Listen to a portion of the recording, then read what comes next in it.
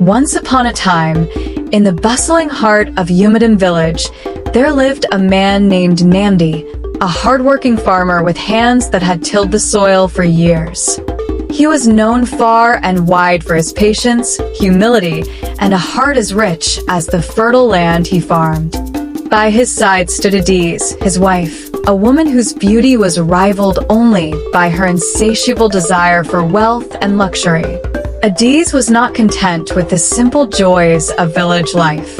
While Namdi found fulfillment in his farm and the laughter of children playing under the sun, Adaeze dreamt of fine clothes, golden ornaments, and living like the wives of chiefs who sat in opulent compounds with servants at their beck and call.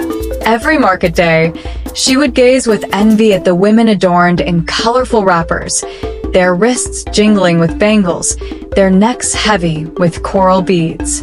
"Namdi," she would say, her voice laced with scorn, "look at Chief Obi's wife. Look at how she shines like the morning sun. And me? I wear the same faded wrapper and cook with cracked pots. Is this the life you promised me?" Namdi, ever patient, would smile and respond, "Adaeze, true wealth is in contentment. The yam we eat, the roof over our heads, and the peace in our home, these are riches no man can buy."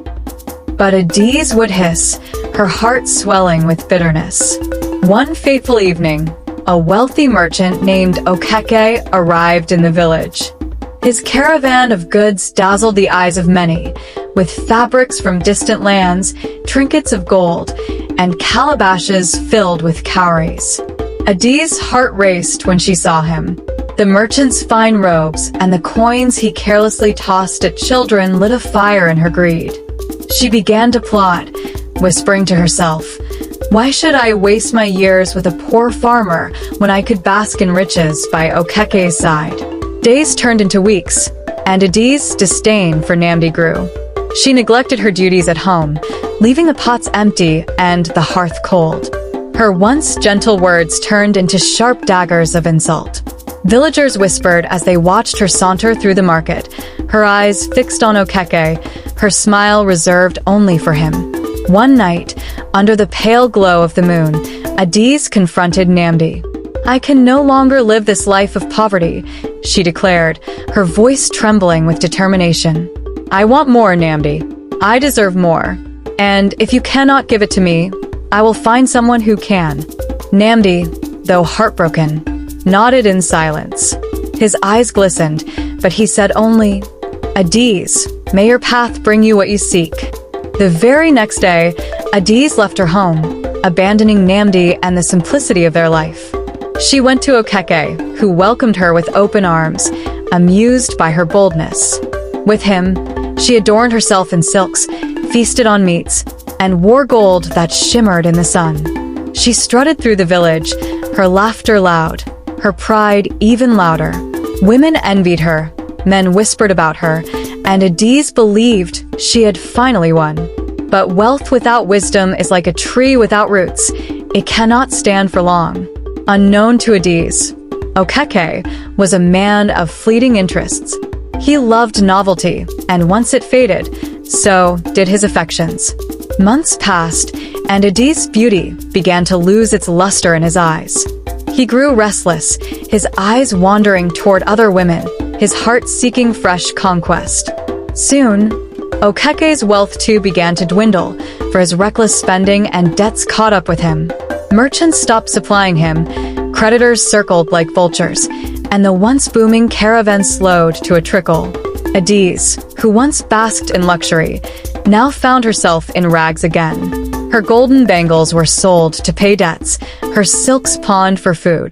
When hunger gnawed at her stomach and shame clouded her eyes, Adaeze turned back to the home she had abandoned. She found Namdi still tending his farm, his back strong, his smile gentle. But the door she had slammed shut was no longer open to her. Namdi had found peace in his solitude, his heart no longer bound to the woman who had scorned him. "Namdi," Adaeze cried, falling to her knees. "Forgive me, take me back. I was blind, but now I see the truth." Namdi looked at her with compassion, but also with resolve. Adaeze, he said softly, a home built on love cannot stand when one heart is filled with greed. Go, and may the gods teach you the lesson you seek. And so, Adaeze wandered the village. Her once proud head bowed in shame. The villagers, who once envied her, now pitted her. She had traded gold for dust, love for loneliness, and peace for regret. Her story spread across Umidum, told to children as a warning that greed, like a fire, consumes all in its path, leaving nothing but ashes. And thus, the tale of Adaeze, the greedy wife who lost everything, lived on. A tale of choice and consequence, of wealth and wisdom, reminding all who heard it that true riches are not found in gold or silk, but in love, contentment, and the peace of a faithful heart. Thank you for watching. Kindly like, comment, and subscribe to my YouTube channel for more videos. Bye.